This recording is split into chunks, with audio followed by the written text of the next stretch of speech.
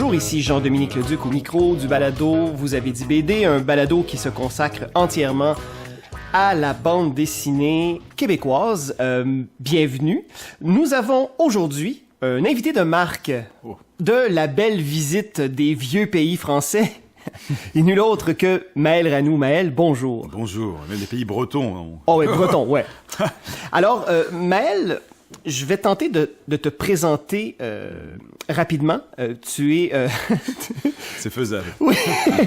Alors, Maël, tu es un cas en toi-même. Donc, principalement, tes sphères d'activité chez toi. Donc, d'ailleurs, tu es de Laval. Laval, qui n'est pas en Bretagne d'ailleurs, mais presque. Oui, mais pas le Laval de notre Laval à nous, non, évidemment. Un Laval de 50 000 habitants, avec un château. Ah, donc plus charmant. Proche de la campagne. Moins corrompu, j'espère. Parce a priori, depuis que Vaillancourt est parti, est-ce que j'ai compris, ça va mieux. Mais je connais pas très bien la situation politique de Laval au Québec. Alors, Maël, tu t'intéresses depuis un bon moment déjà à la bande dessinée en général, mais plus particulièrement à la bande dessinée québécoise, ce qui est assez étonnant vu, ta situation géographique, la France, et deux, ton jeune âge, tu as 29 ans, c'est quand même fou. Tu t'intéresses aussi à la politique. Oui. Tu es un conseiller municipal chez toi, mais tu t'intéresses aussi à la politique québécoise. Oui, alors ça, c'est... En fait, c'est que je suis un peu omnibulé par deux sujets, la bande dessinée et la politique. Et un jour, un troisième sujet s'est greffé, qui était le Québec. Et donc, assez logiquement, je me suis intéressé à la BD québécoise et à la politique québécoise. C'est très... Et c'est né, alors, on va remonter à des choses qui sont peu connues. Il faut rendre hommage à Raoul Cauvin et Willy Lambil, c'est quand même assez surprenant. Ah, avec les tuniques bleues. Avec les tuniques bleues. Alors, pas le tunique bleu qui se passe au Québec, parce que ça, j'avais pas spécialement fait le lien. Mais dans les années 2000, 2003, il y avait Internet qui arrivait en France, enfin, chez moi dans ma campagne. Et j'étais sur le forum des fans des tuniques bleues. Le forum des fans des tuniques bleues. Il y avait une Québécoise de Trois-Rivières et son frère, qui avait le même âge que moi, à peu près, 12 ou 13 ans, tu vois. On est devenus très, très amis par Internet. Et c'est comme ça que j'ai découvert le Québec. Ah bon? Voilà, j'ai découvert, puis au Québec, Trois-Rivières d'ailleurs, en premier, hein, donc c'était quand même... La première fois que je suis venu au Québec, je suis allé à Trois-Rivières, je crois qu'on n'est pas nombreux à faire ça. J'ai rencontré Antoine Corriveau, cela étant, c'était pratique. Mais voilà, donc je la revois à chaque fois que je viens au Québec, hein, mais voilà, donc ça vient les tuniques bleues. Alors aujourd'hui, les tuniques bleues, je respecte toujours ce vieil amour de jeunesse, mais c'est plus ma bande dessinée référence, mais... Du coup, je me suis intéressé beaucoup au Québec, et étant passionné par la bande dessinée, voilà, c'est arrivé. Alors, j'ai eu une frousse parce que je croyais que tu allais me dire je me suis intéressé au Québec via le Luc et Luc qui se passe dans la belle province. Non, quand même pas. Non, celui-là, au contraire.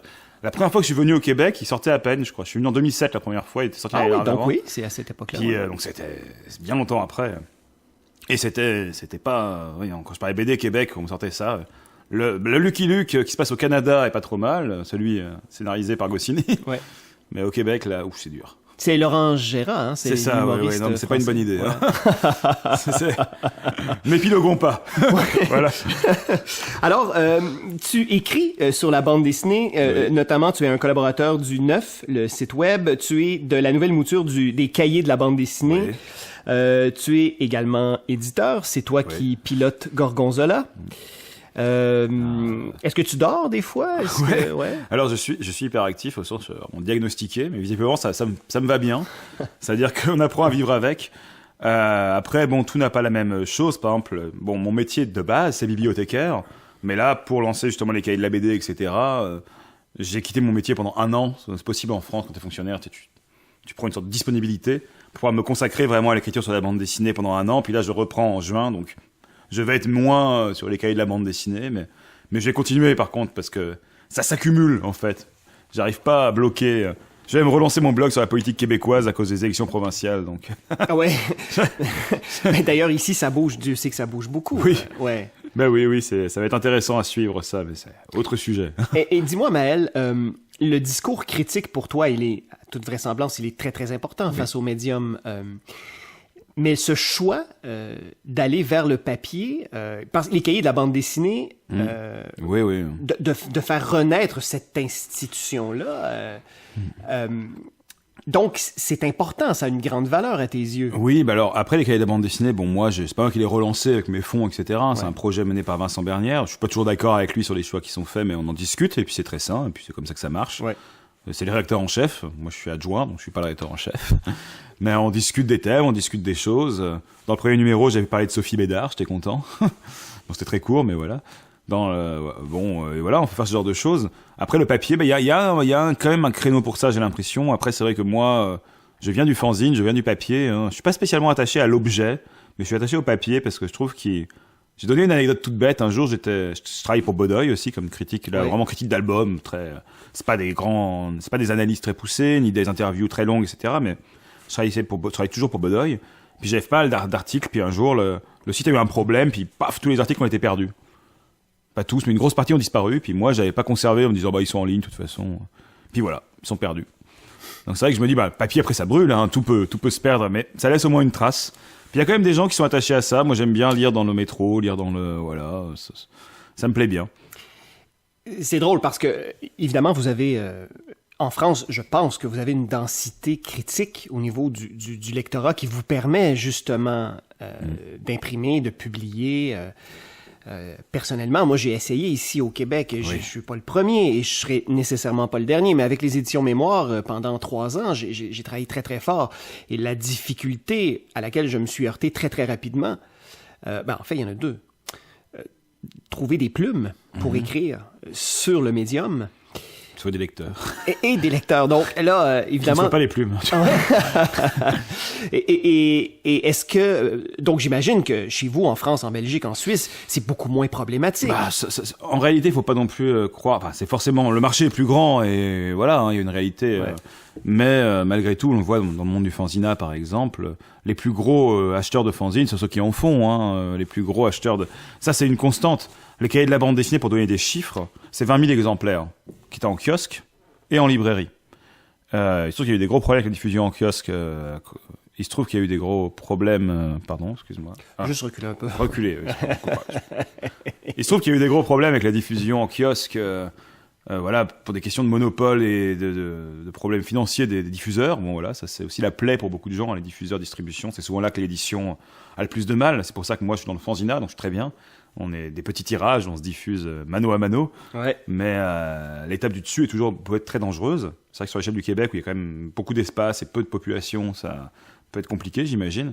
Donc nous, les 20 000 exemplaires, je sais que c'était sur le numéro 1. Donc le numéro 1, ça se vend toujours un peu mieux que les... Il y a eu quand même beaucoup de pubs, beaucoup d'appétence, de médiatique pour la renaissance des cahiers de la BD. Hein. C'est un titre connu. Ouais. C'est justement toujours la question, on refait du papier, etc. Bon. Donc il y a eu des abonnés, il y a eu des choses, ce qui fait que pour au moins 1 an ou 2, t'as une sorte de socle, voilà. Après, il faut rentrer, il y a de la pub, pas mal, hein, pour vivre.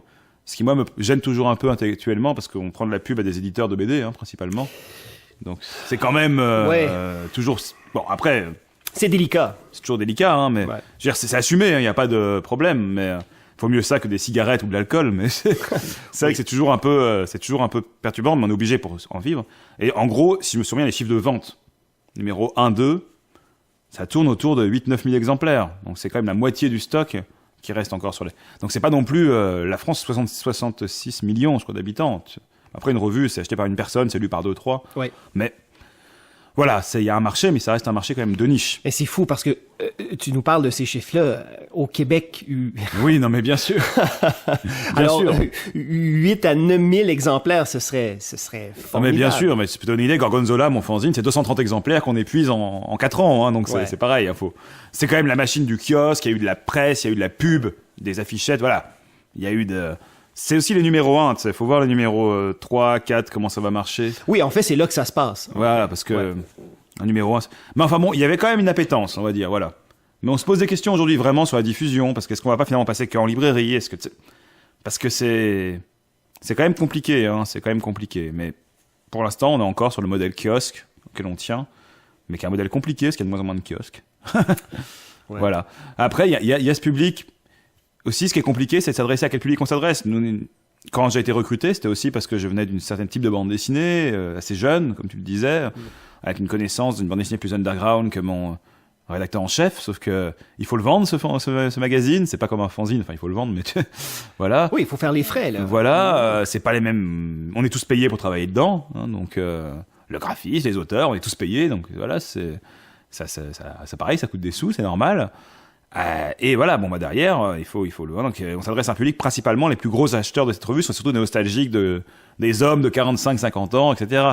Et donc est-ce qu'il faut leur voilà, on est toujours il faut leur faire des trucs sur Alix, sur machin.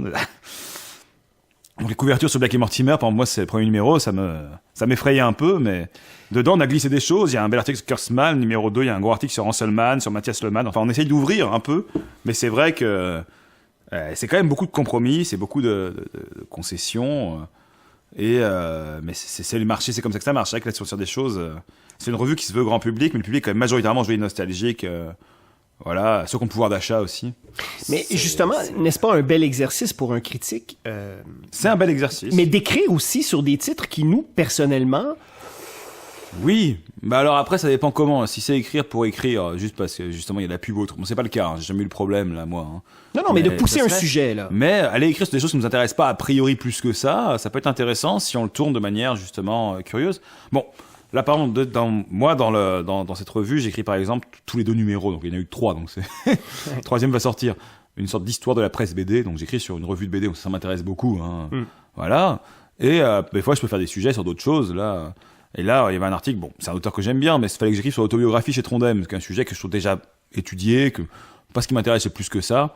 Mais c'était intéressant à creuser, parce qu'il y avait un bel article justement d'un Québécois là-dessus, David Turgeon, que j'ai pu reprendre en partie, mais pousser aussi, parce que c'était un article qui datait d'il y a plusieurs années. Il y avait des réponses dans les commentaires de l'article par Trondheim qui donnait des pistes lui-même, donc j'ai envoyé un mail à David disant ouais, j'ai essayé de pousser ton article en allant plus loin. Ça c'est intéressant parce que ça nous pousse à des choses. Puis j'ai découvert des choses dans les cahiers de la BD. Hein. Il y a eu une très belle interview avec Cosette dans le numéro 2. Ben c'est logique, il était pris à Angoulême, donc c'est normal de l'avoir. Ben très intéressant, j'ai appris des choses. Enfin, ça c'est ce que j'aime aussi, c'est me faire surprendre quand je lis la revue par des choses que je connais pas. Je pense que je surprends des gens avec des BD dont je leur parle qui connaissent pas, puis moi je suis surpris par des choses que je connais moins. Non, puis au final c'est enrichissant pour tout le monde. Oui, moi je trouve vraiment. Après voilà, c'est sûr que. C'est pas la même chose que faire le fanzine sur Nicolas Malheur, comme on avait fait, où t'avais écrit un article, et j'avais écrit des articles à l'interview, et voilà, c'est sûr que c'est pas la même chose, mais les 2 exercices sont quand même intéressants. Moi, personnellement, lorsque j'ai abordé un sujet qui me touche, ou qui me passionne, par exemple, j'ai écrit un article il y a quelques années dans le Journal de Montréal sur Daniel Goossens, et j'ai eu à le téléphoner, à l'interviewer, et c'est la seule fois vraiment où j'ai eu le trac. Ouais. Parce que je suis un très très grand admirateur de Daniel Goossens et il a fallu d'entrée de jeu que je le dise au bout du fil à dire à monsieur Goossens, ben écoutez là j'ai l'air d'une fillette, on va régler ça tout de suite, j'ai beaucoup d'admiration pour vous, maintenant je vais travailler, je vais vous poser des questions. Mais j'ai trouvé la rédaction excessivement difficile de l'article. Mais c'est souvent quand on aime trop quelque chose, c'est dur d'être on va être c'est pas dire trop pointu, c'est peut-être excessif, mais quand on s'adresse au devoir ou c'est encore plus grand public, il faut quand même savoir comment on parle. Ça veut pas dire qu'il faut dire les choses plus bêtes ou plus voilà, mais on n'est pas entre connaisseurs qui parlent d'un truc des années. Voilà, il faut réussir à transmettre les choses et quand on aime trop, on peut presque ne pas transmettre. Là, je pense que mon métier de bibliothécaire m'a beaucoup aidé. Ah bon? Moi, je suis un bibliothécaire, c'est quelqu'un qui quand même. Moi, je suis là pour donner aux gens. Alors, déjà, il y en a qui veulent d'aller Marc Lévy, ils veulent d'aller des trucs. Parce que je suis pas en bande dessinée, moi, en bibliothèque. Ok. J'ai jamais été responsable du secteur bande dessinée. Alors, ben c'est étonnant, ça. Ouais, non, en fait, alors mon conservateur, ça se défend ou pas, hein, mais il a dit, t'es trop passionné par le sujet, justement, faut mettre. Ok. Bon, je connais mon métier, je suis capable de m'éloigner, puis j'ai fait beaucoup d'animation autour de la BD quand même, parce que voilà. Mais justement, c'est mon métier, c'est de pouvoir conseiller des livres et même à des gens que j'aime pas du tout ce qu'ils lisent, mais je sais ce qui existe, je peux leur conseiller, je peux faire découvrir des choses. Puis des fois, des gens qui me demandent vraiment des conseils, à faire des ponts avec des choses. Et sur la bande dessinée, des fois, on venait me voir sur des choses pointues, hein. Mais j'ai pu m'adapter aux gens. Je sais comment m'adapter, quoi conseiller, jusqu'où. Et ça m'a vraiment beaucoup aidé pour essayer de. Parce que quand t'es dans une bibliothèque, là, c'est un des conseils qu'on m'a donné, qui est un des meilleurs qu'on m'a donné, c'est ta bibliothèque, la bibliothèque, c'est pas ta bibliothèque. C'est la bibliothèque municipale. Et le mec m'a dit, moi, ce mec qui fait de la musique, les 3/4 des choses que j'achète là, je trouve ça insupportable, je les écoute pas, machin. Mais c'est pas la question. C'est pas mon travail, c'est pas de dire, ça c'est le bon goût, ça c'est le mauvais goût. Parce qu'on peut le faire plus quand on a une revue ou autre chose. Une bibliothèque a encore un autre rôle. Mais par contre, on conseille des choses et c'est assez marrant. Moi, j'ai des petites dames qui venaient me voir. Alors, à un moment, j'étais dans une bibliothèque, je m'occupais de tout, donc aussi de la BD. Ah oui, j'ai entendu parler le manga. J'avais des choses à me donner. Alors évidemment, c'est qu'à là, on a toujours un Taniguchi sous la main, qui est le bon moyen d'amener les gens qui lisent pas de manga à lire du manga. Mais après, on peut passer vers d'autres choses. Et j'ai fait des tables rondes, des conférences, des fois où je présentais des choses. Et j'ai réussi à faire partir des gens avec Mélodie de Sylvie Rancourt. C'était quand même assez amusant. Ah ben bravo, faut le faire. Ouais, mais c'était l'enthousiasme, ça se transmet bien quand même. Mais voilà, il faut réussir à s'adapter. Quand on est en direct face à quelqu'un, on peut transmettre d'une manière. Quand on est sur une conférence avec des gens, et je pense que ce métier-là, vraiment bibliothécaire, il m'a été très utile. Le métier de critique m'a été utile aussi dans le métier de bibliothécaire. Enfin, ça se nourrit. Ouais. Mais c'est des choses importantes. Mais cet amour de la bande dessinée québécoise, et ça, c'est palpable lorsqu'on te lit, Maël. Merci. Oui, tout à fait. Parce que, aussi parce que tu creuses énormément tes sujets. C'est assez étonnant, d'ailleurs. Ce qui est étonnant, je veux dire, c'est que, moi, je lis un jeune Maël Ranou dans Comics Club, par exemple. Ça date, il y a 10 ans, ça. De 10 ans. Donc, mon Dieu, t'avais 19 ans à peine, c'est quand même fou. Ouais, ou 20 ans. Et donc, dans ce Comics Club que j'ai dans les mains, tu as rédigé un article de fond qui présente, qui brosse un portrait historique de la bande dessinée québécoise et c'est assez touffu, c'est assez étonnant et en te relisant, parce que j'avais lu ça il y a plusieurs années, mais en te relisant dernièrement pour le balado, c'est surtout ça que je décelais. Je me disais, mais mon Dieu, il est vraiment passionné. Mais comment un homme habitant Laval, en France... Déjà, ça, c'est un signe. Oui. Mais comment peut-il se passionner à ce point pour la bande dessinée québécoise? C'est le côté nerd, je pense, comme on dit. Je sais pas si c'est négatif ou... Mais voilà, quand je me mets dans quelque chose, je m'y mets à fond. Après, il y a des faits, je le vois à chaque fois que je viens, je découvre des choses, j'ai jamais entendu parler, c'est normal, puisque il y a une distance et physique et chronologique quand même, parce que je m'intéresse quand même beaucoup à des choses des années 90, 80. Comme dans Gorgonzola, sur le fanzine français, hein. Mais je te dis, ça vient de cet amour du Québec originel, et qui derrière, après, je me mets dedans. Là, j'avais beaucoup lu Michel Viau à l'époque, hein. Il y avait des trucs en ligne, j'avais récupéré des mensuels dans mon package, donc j'avais des choses quand même. Il n'y avait pas encore son histoire qui était sortie chez Mémoire, mais j'avais pas mal lu Michel Viau. Puis après, j'étais très en contact, alors par Gorgonzola, le fanzine que j'avais créé quand j'étais au lycée. J'étais en seconde, donc c'est 15 ans. J'avais 15 ans. Et ça existe encore Ça existe encore, là. Mais c'était un fanzine de 20 pages à la base photocopié. Ouais. Maintenant, c'est un gros machin de 160 pages.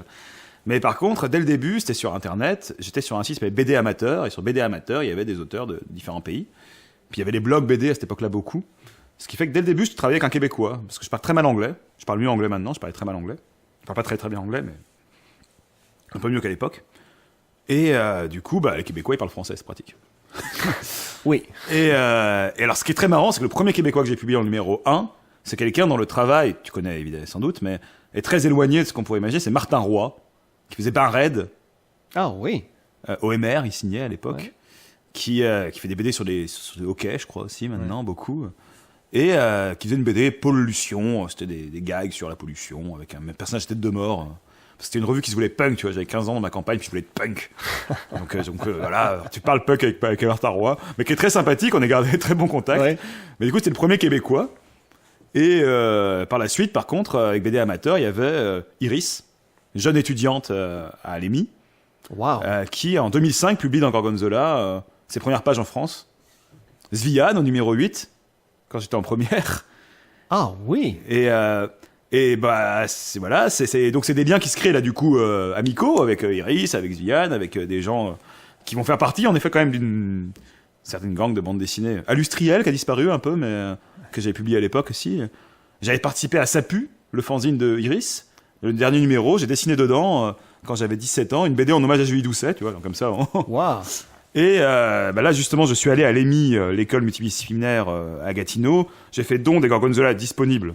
C'est à partir du numéro 15 seulement, parce que où il y a des Québécois dedans, et puis pour qu'ils soient là. Mais c'est vrai que c'est marrant, il y a vraiment eu quelque chose là-dessus. Et voilà, c'est vrai que c'est né de là aussi. C'est ça que j'ai commencé à rencontrer la bande de Colosse, de tout ça à l'époque. Donc plus et puis Jimmy comme figure tutélaire à ce moment-là. Ouais. C'est pour ça dans l'article sur la BD québécoise, je cite des noms, puis on voit bien que c'est cette bande-là plutôt que d'autres que je connais moins. Oui, donc il est notamment question de Jimmy Beaulieu, de David Turgeon. Voilà. David Turgeon, là, je vais profiter de cette parenthèse et je suis convaincu que tu seras totalement d'accord avec moi, je l'espère. J'aimerais qu'il refasse de la BD. Voilà, c'est ça. C'est terrible. Moi, Minerve, ça m'avait renversé à l'époque. Alors, c'est vraiment une voix unique, David Turgeon. Oui. C'est un talent brut. Et il a une superbe plume. D'ailleurs, il écrit des romans, romancier, et c'est formidable ce qu'il écrit. Mais oui, non, puis il avait une bonne plume aussi, au sens, son dessin était très original, sa manière de le raconter était très originale, parce que ça secouait, était vraiment très très fort. Moi, j'avais vraiment adoré. Je l'ai tanné très très souvent pour qu'il fasse des pages pour Gorgonzola, mais il fait pas trop de récits courts. Hein, je lui ai dit, mais si, t'en as fait un dans un cyclope, parce que attention, je me documente. Hein. Et il m'a dit, oui, mais ça justement, c'est le début de Printemps lunaire, qui est devenu un livre derrière, oui, en fait, très épais. Puis un jour, j'avais trouvé une page qu'il avait faite dans un mensuel, une seule page. Je dis, il y a une page dans un mensuel, il y a un gag. Il fait, ouais, mais bon, mais c'était pas le bon format, donc j'essaie de traquer, tu vois, mais je n'y arrive pas. Mais par contre, ça m'a permis de vraiment découvrir toute cette bande-là, et par ses liens avec Iris, c'est aussi un peu des rencontres hasardeuses, hein. Et j'étais venu en 2007 à Montréal, et donc j'étais allé chez Fichtre, à l'époque. Oui. Et j'ai une photo de moi dans la fanzine, puis on avait acheté des mensuels, Ballounet. Ballounet, ça me parlait parce que mon frère, quand il avait 15 ans, avait acheté, on découvrait l'association, puis au catalogue d'association, on pouvait acheter des trucs. Et un peu au hasard, il avait acheté les 3 numéros de La Monstrueuse. Dans La Monstrueuse, t'avais Julie Doucet, Henriette Valium, Richard Suicide et Cyrus, justement. C'est comme une belle brochette. Une belle brochette, ce qui fait que moi, je dis, tiens, ils sont là. Ces gens-là, j'identifiais. Et du coup, dans Richard Suicide a participé à des Gorgonzola aussi assez tôt. Et puis alors, par lui, Guy Boutin, qui est vraiment un auteur extrêmement underground, qui fait plus de la peinture maintenant, qui a adapté de Denis Vanier, de la poésie. Enfin, bon. Et en fait, l'un l'autre, je découvrais des choses. Richard Suicide m'a présenté Caro Caron. Enfin voilà, et c'était vraiment de la découverte comme ça. Et ce sont des gens que je trouve extrêmement intéressants. Bon, moi, par ailleurs, j'aime beaucoup le français québécois, si on ne met pas à la manière de Laurent Gérard dans La Belle Province, c'est-à-dire vraiment juste des choses parfaitement audibles, mais c'est ce que j'aime dans le travail de Richard Suicide, c'est quand même aussi j'en parlais dans un article dans Sentinelle, justement, le côté, le Montréal populaire, etc., qu'on retrouve chez Cyrus beaucoup. Et bon, voilà, c'est des choses, mais tu vois, c'est très récemment que j'ai découvert Sylvie Rancourt, hein, c'est avec le livre de chez Ego Comics. Donc je me rends compte de tout ce fossé, et puis après Chien dent que j'ai découvert avec Sylvain, enfin. Alors là, Chien dent, on remonte encore 1968, 1970. Mais donc c'est ça, principalement. Mais c'est Gorgonzola à la base, c'est finalement édité, et je me suis retrouvé à avoir des copains, et puis. Mais c'est complètement fou. Donc, c'est donc dire que Maël Ranou est entré en contact avec la production des années 90, en fait, parce qu'évidemment, toute la révolution Xerox qu'on appelle ici du fanzina, Cyrus, Suicide, Bossé, et compagnie, qui décide, Julie Doucet, évidemment. Oui. Qui décide de s'auto-publier, photocopier, brocher. Et puis, dans les années 2000, avec l'arrivée de la Pastèque, puis de Mécanique Générale, les deux structures éditoriales, qui vont en engendrer plusieurs par la suite, le renouveau, en quelque part, une certaine renaissance de la bande dessinée québécoise. D'ailleurs, dis-moi, de Laval, en France, quelle vision as-tu, toi, avec un œil quand même très, très aiguisé, mais quand même un œil neuf? Tu la vois comment, la bande dessinée québécoise? Mais dans mon article de 2010, tu vois, je disais qu'il y avait justement une nouvelle vague avec les gens, les Iris, tout ça. Là. Je pense que l'EMI a joué aussi là-dedans, malgré tout. Hein. Oui. Voilà, sous les figures tutélaires. Mais après, il y a toujours eu des gens qui en ont fait, hein. Mais moi, je la vois assez dynamique quand même. Bon, c'est vrai que j'ai un goût qui me penche plus vers toute l'écurie Colosse, la mauvaise tête, ce genre de choses que l'Agent Jean. Mais j'ai rien contre. Hein, j'ai un exemple là parce que j'en ai vu un tout à l'heure. Ouais. Je connais moins. Mais tu sais que l'Agent Jean, c'est ce qui vend le. Ah oui, mais c'est pour ça, c'est absolument pas négatif. Non, mais c'est complètement démentiel, l'Agent Jean d'Alexa. C'est ce qui, dans le top. Mais ça ne traverse pas du tout, tu vois. Ça ne traverse pas du tout l'Atlantique. Et pourtant, ça entre là sur le marché américain, c'est traduit en anglais. Là. Ah ouais. Ouais. Mais tu vois, nous en France, ça, je pense pas que ce soit diffusé même. Alors que Pau Pau, on peut le trouver dans les librairies. Là, j'ai trouvé, j'ai une librairie qui est bien achalandée, mais il y avait vraiment les livres. Pau Pau, c'est incroyable, extraordinaire. Le mec, il traduit en anglais les livres, il les fait diffuser en France. Enfin, c'est complètement fou. Ce que fait Luc Bossé aussi. Je sais plus comment j'avais trouvé son travail, dans un fanzine sans doute que quelqu'un m'avait passé à l'époque. Enfin. Luc Bossé faisait du fanzine. Pau Pau est né. Oui, Ninja Pau Pau. Oui, Ninja Pau Pau dans ses rapports annuels. Mais je l'avais vu à Angoulême. À un moment, Colosse était venu à Angoulême. Vers 2000, 13 qui sont venus, et là il y avait du coup un stock de choses qui n'étaient pas que Colosse, qui étaient plein d'autres. Donc là j'avais raflé ça. Mais c'est vraiment, non, moi j'ai l'impression que c'est très dynamique, il y a beaucoup de choses. Je travaille toujours avec des Québécois dans Gorgonzola, c'est systématique. Ouais. Moi je trouve ça extrêmement riche. Après, il y a une scène riche partout, on découvre chaque jour que des pays qu'on pensait pas forcément très. Bon, je dis pays. Voilà, des contrées. Les gens seront en avis, mais bon, bref. Au niveau du Québec, oui. Les territoires, que les gens. Là, c'est la politique qui en va. Oui, voilà, non, mais. C'était. Par exemple, non, mais pour donner un exemple, on découvre. Bon, la France, en plus, c'est un pays très. Fier de son pays, c'est voilà, on a la culture qui s'étale sur le monde, on est voilà, donc la bande dessinée c'est nous. Souvent en bibliothèque, par exemple, pas que sur la bande dessinée, on va avoir beaucoup plus de facilité à dire lisez des romans étrangers, américains traduits, espagnols, mais un auteur francophone qui soit pas français, bon si les Belges, je crois que c'est un français, donc ça passe. Ça c'est dur à comprendre pour la. Ce fait que par exemple, la littérature québécoise est extrêmement peu connue en France. Et pourtant elle est riche. Mais oui, moi j'avais lu du Louis Gauthier, j'ai lu Denis Vanier que j'aime beaucoup. Là il y a, j'avais lu, j'en parlais dans l'article sur la Sentinelle parce que Griffintown, je sais plus comment elle s'appelle, l'autrice, mais Griffintown, qui était un roman sur le quartier de Griffintown, que je comparais du coup avec My End de Michael M. Hahn et les Chroniques de Centre-Sud de Richard Suicide. Bon, tout ça est très intéressant, il y a des très belles plumes, et puis même au-delà de ça, il y a les plumes des Franco-Ontariens, des Acadiens, enfin, il y a de quoi faire, mais là, la France, sans parler de toute l'Afrique francophone, mais alors, la France est très fermée là-dessus. Mais voilà, ça faut se battre contre ça, c'est très intéressant. Mais alors que la littérature, c'est plus fermé, on sent quand même qu'au niveau de la bande dessinée, il y a quelque chose de plus facile, ça circule plus. Oui, mais pour que ce soit publié par des éditeurs français, que ce soit diffusé en France, la question est toujours dans la distribution, en fait. Mais comme ce que je voulais dire, je me suis un peu perdu, mais c'est que dans les pays, justement, on se dit, tiens, il y avait tiens, il y a de la bande dessinée québécoise, mais il y en avait déjà dans les faits depuis 40 ans, bon.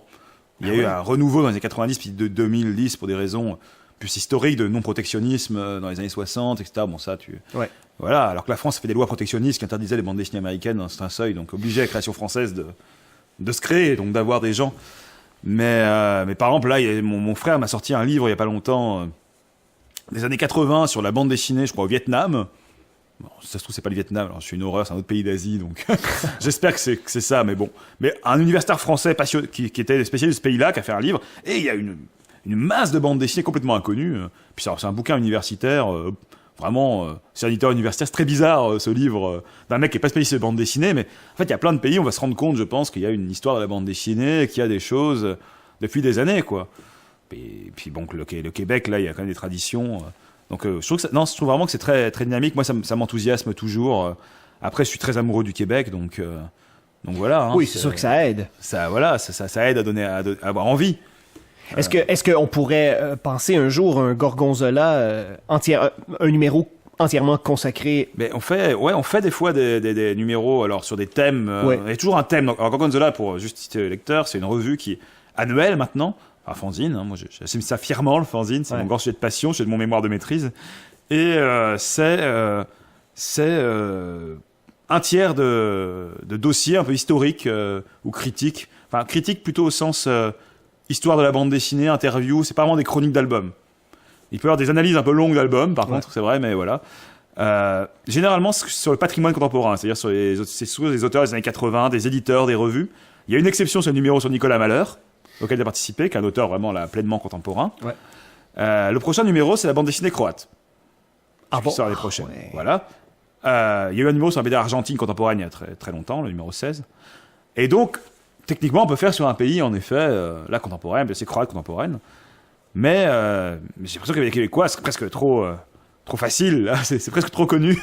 Ah bon? Ouais, oui, pour moi. Ouais, non. Oui, pour toi, évidemment. Peut-être que c'est mon impression, parce que ça me fait aussi... Mais bien sûr que ça m'intéresserait, en vrai, mais peut-être plus sous la forme d'une anthologie, justement, carrément d'un bouquin à part. On en a fait un sur la BD colombienne, là. Ouais. Dans le cadre de l'année France-Colombie, il y avait un partenariat, donc on a pu le faire. Et je trouve ça très riche. Là, j'ai brassé des fanzines, j'ai trouvé ça passionnant. Et je pense qu'il y a beaucoup de choses à faire. J'adorerais ça, publier des anthologies de BD souterraines.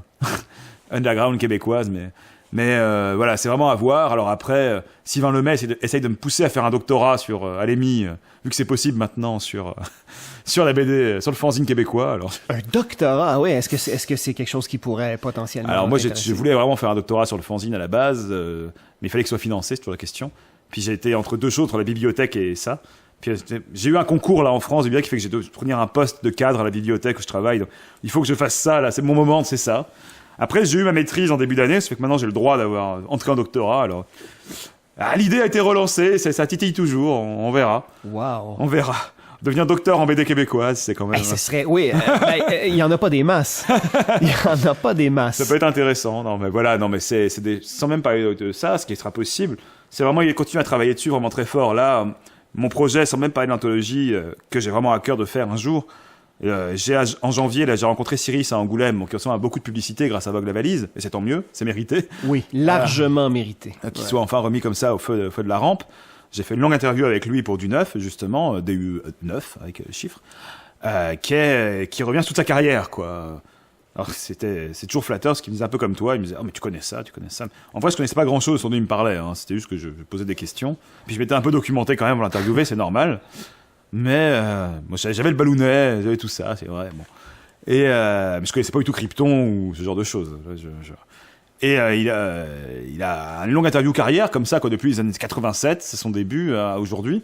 Et j'aimerais bien faire ça avec d'autres auteurs... des années 90, 80. Oui, parce que c'est pas les auteurs qui manquent. Par exemple, oui, c'est pas ça qui manque. Hein. Sylvie Rancourt de Mélodie. Alors là, c'est plus compliqué de la rapprocher. Oui. Après, on a correspondu avec Sylvie Rancourt. Ouais. On a correspondu un peu par rapport. J'ai envoyé mes fanzines autobiographiques. Je fais aussi des fanzines de BD autobiographiques. Puis je dessine pas très bien. Moi, je ne publie pas dans mes revues. Je trouve que je dessine pas assez bien pour ça. Mais du coup, c'était assez décomplexant de lire ces fanzines à elle.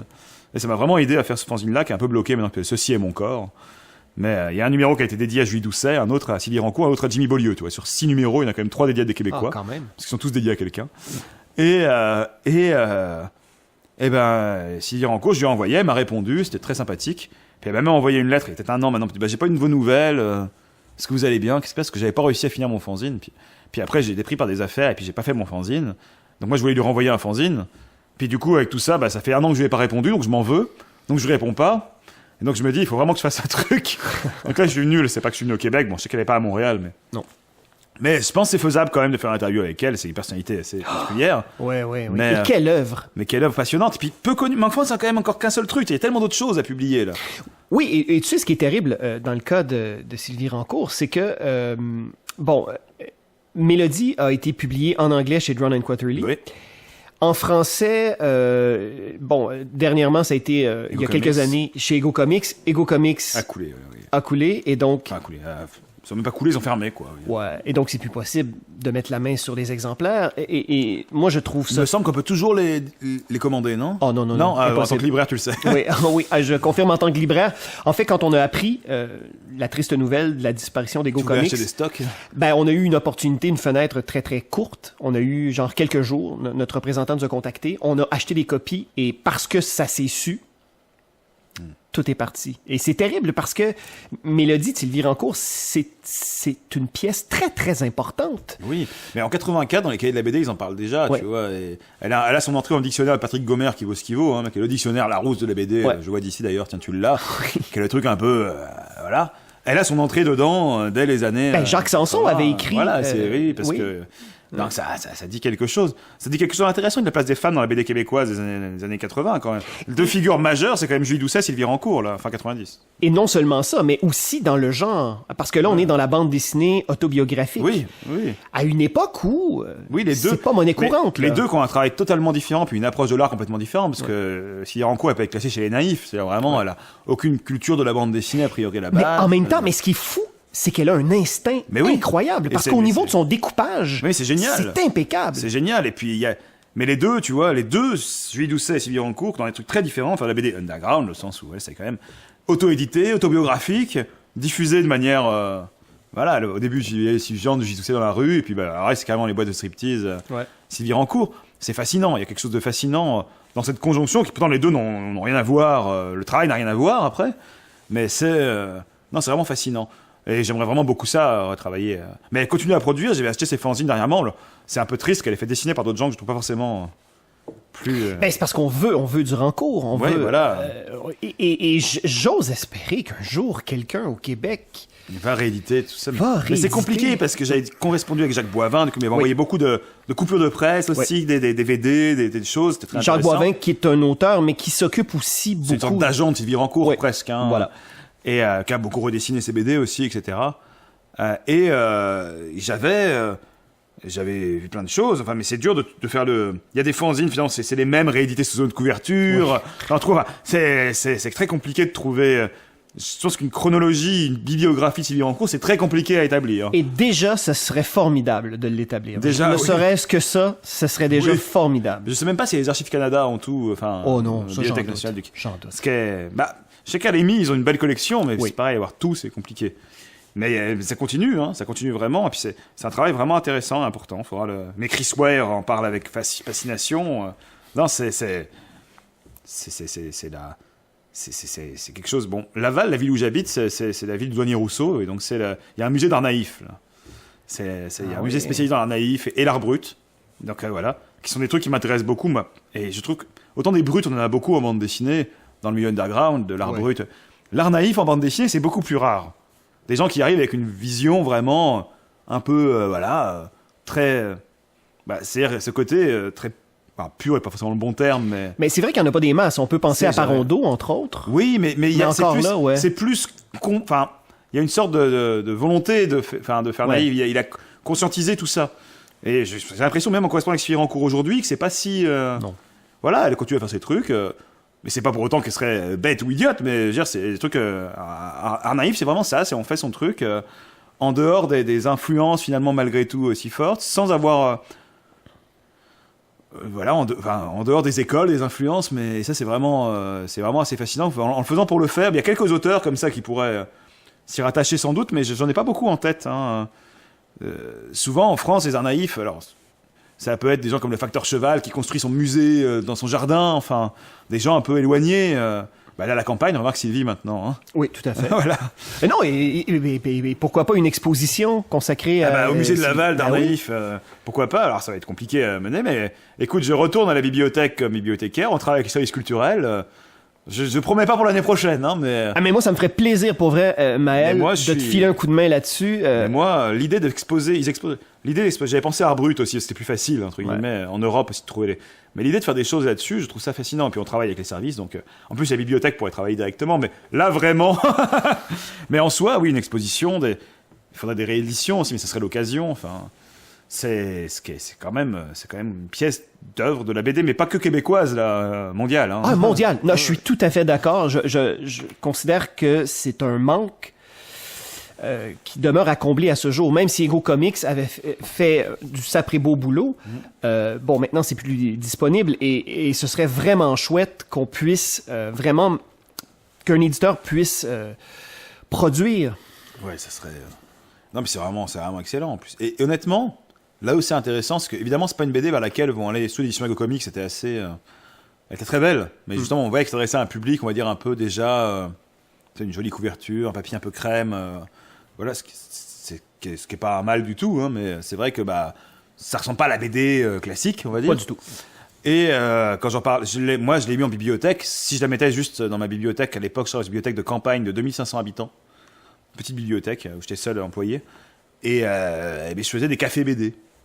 On prenait un croissant, un chocolat, un café, enfin pas un chocolat, non, un café ou un thé. Puis je présentais des BD.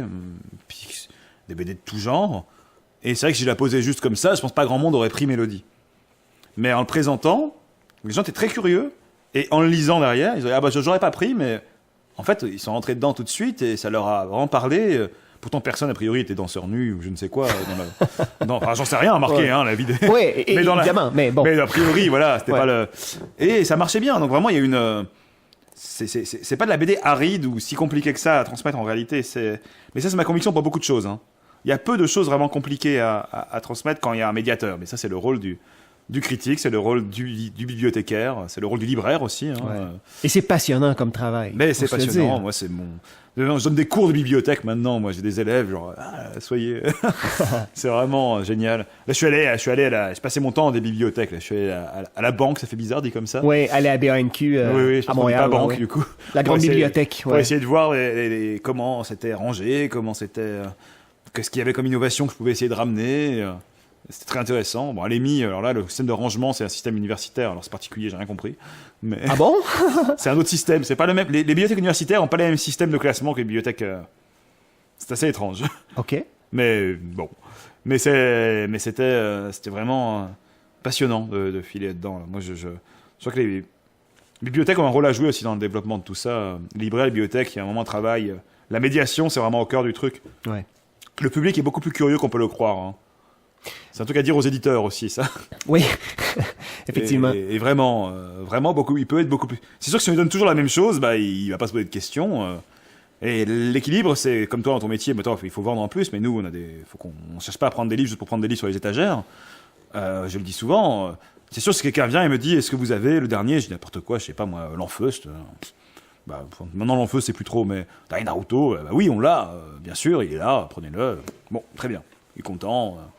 On va pas lui dire, bah non, je préfère ça, prends ça plutôt. Bah non, ouais, alors, non. évidemment. Mais par contre, des fois, les gens, donc il faut voir ce que les gens veulent, c'est normal. Puis il y a une marge sur laquelle on peut travailler, et puis là, on travaille vraiment, et ça, c'est intéressant avec les gens. Et on voit que les gens sont pas si. S'il y a une ouverture, les gens sont pas si fermés que ça. Et ça peut être très intéressant, on peut être très surpris. Et moi, j'arrêtais pas d'être surpris de ce que les gens pouvaient prendre ou aimer. Un jour, une petite dame qui vient me voir. Arlette, 85 ans. Oui, je voudrais un truc. Ouais, voilà. Littérature de terroir, c'est là, parce que c'est des trucs à la campagne, en France, il y a la littérature de terroir, c'est la littérature qui se passe en Bretagne, en Provence, ça existe au Québec aussi, oui, parce qu'il y en a un, j'en prêtais un pas mal, qui était québécois, par Michel David, oui, avec une couverture de Loisel.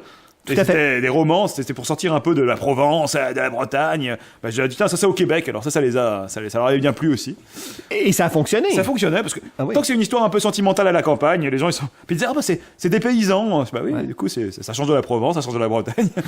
Puis les auteurs ont vraiment leur région, Bref, c'est beaucoup un truc que lisent des personnes âgées, donc moi un peu cliché, je dis, bon bah Arlette, voilà son âge, je me dis, bah le terroir c'est là, non, ça m'intéresse pas le terroir. On me dit, elle me demande où est le terroir. Je dis, bah, c'est là, vous avez ça. Je dis, non, justement, parce que je déteste ça. Je dis, ah bon, comme ça. Moi, j'aime bien la BD. Je dis, ah bon, après tout, il n'y a pas de raison. Hein. Ouais. J'aime bien Larsenet. J'aime bien. Bon, déjà. Ouais. C'était, ah oui, d'accord. Le combat ordinaire. Ah oui, d'accord. Bon. Bah, elle, je lui ai prêté des choses. On allait encore plus. Elle n'aimait pas quand c'était trop trash. mais voilà. Et on est très surpris. Les métiers bibliothécaires, c'est toujours être surpris. Ben, je pense que libraire, c'est un peu pareil. Des bibliothèque, c'est vrai que c'est encore plus large. Je pense que c'était vraiment le public très différent. Oui. Quand tu vas dans une librairie comics ou BD, bon, t'as déjà un public, on va dire, qui vient. C'est déjà plus ciblé, évidemment. Là, c'est pour faire un cadeau, t'es qu'ils connaissent pas, mais. Ouais. Mais c'est vrai que c'est vraiment être surpris souvent. Et puis on a des clichés qui tiennent pas la route. Quand on voit la réalité des faits, on est très surpris, c'est très agréable. Ben, comme libraire aussi, c'est pareil. Il y a des fois des gens qui franchissent la porte, puis on se dit, oh mon Dieu, et pourtant. Les gens arrivent avec une ouverture d'esprit et ils repartent avec des albums et on est les premiers étonnés. Ben oui, mais d'où l'importance de la médiation et du transfert des connaissances. Mais surtout qu'en bibliothèque, on est de plus en plus sur un truc où les gens doivent être autonomes. C'est une demande qu'il y a, c'est-à-dire on rend les livres aux machines. Ce qui est bien aussi, je veux dire, il n'y a pas de problème avec ça. Mais il faut vraiment que le rôle du bibliothécaire du coup soit bien mis sur quelque chose qui est, à mon sens là, c'est être présent, être présent, puis ça peut sauter sur les gens pour leur dire « Ah, je vous donne des conseils ». Si les gens ne veulent pas, ils ne vont pas leur donner des conseils. Mais vraiment, c'est intéressant. Et c'est vrai que justement, quand je suis allé à l'EMI, là, les bibliothécaires, on a eu un grand échange, c'est très intéressant. Ils sont très fiers de leur collection. Oui, parce que Sylvain Lemay, il a déployé énormément d'énergie. Et ils ont raison d'être fiers de cette collection. Les bibliothèques en l'ont accompagné, c'est très bien. Au-delà des Spirou, les bibliothèques québécoises, c'est vraiment très très belle. Hein. Tout à fait. Au niveau du fanzine aussi, ils ont... Mais oui, j'ai lu des Cheese, j'ai lu des...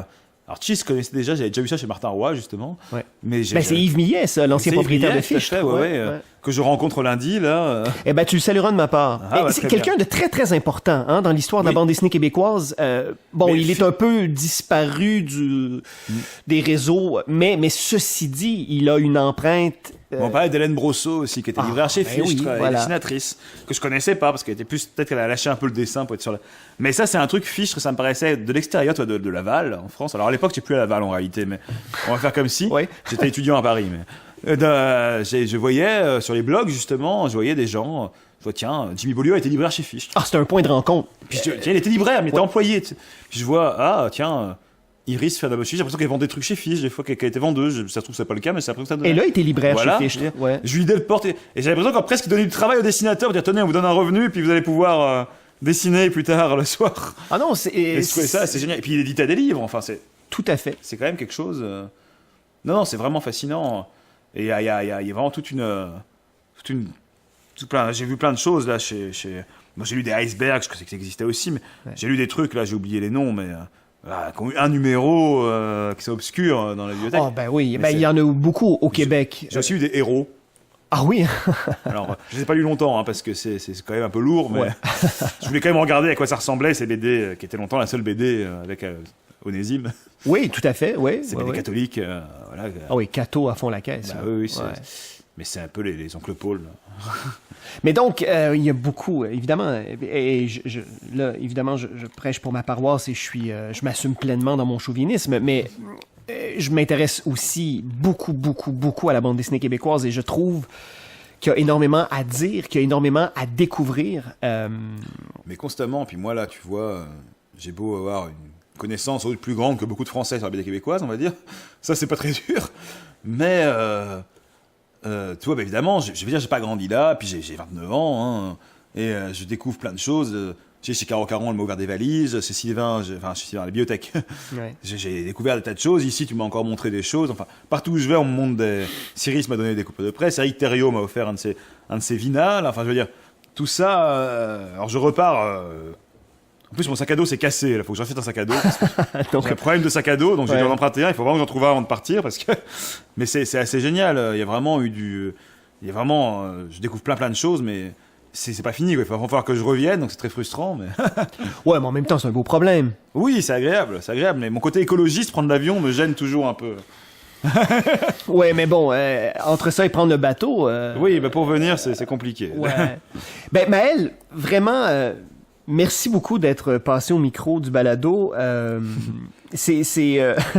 pourra parler longtemps. On va continuer à parler après. Oui. De toute façon, en micro fermé, la discussion va se poursuivre. Mais merci beaucoup. Et c'est très intéressant de voir quelqu'un de ton âge, 29 ans, c'est si jeune, s'intéresser à ce qui se fait ici. Pour être honnête, c'est beaucoup plus vieux qu'il y a 10 ans quand j'écrivais mes articles. Oui, mais ça c'est complètement fou. C'est complètement fou. Et moi, je suis un vieil homme, j'ai le droit de m'émerveiller devant ton jeune âge. Alors, ben, écoute, je te souhaite bon vent. Je te souhaite encore de très belles découvertes. Ben, écoute, ça va continuer je pense, avec Yves Millet, avec Michel Viau, que je vois dans les jours qui viennent. Ah ouais, écoute, non, t'es sur vraiment une très belle lancée. Et donc voilà, je te souhaite de très belles lectures et je nous souhaite... Très beaux projets. Oui, de très beaux... voir. Oui. Un à Laval ou l'autre. Oui. Oui, parce que entre les deux Laval, il y a quand même un monde et il y a une vie. Il y a quelque chose. Alors, ben, écoute, bonne fin de passage chez nous, en terre québécoise, Maël. Et puis, au plaisir de te revoir très bientôt. Mais je l'espère aussi. Salut. Et merci beaucoup d'avoir été à l'écoute du balado. Vous avez dit BD, on se retrouve très bientôt. Merci, ciao.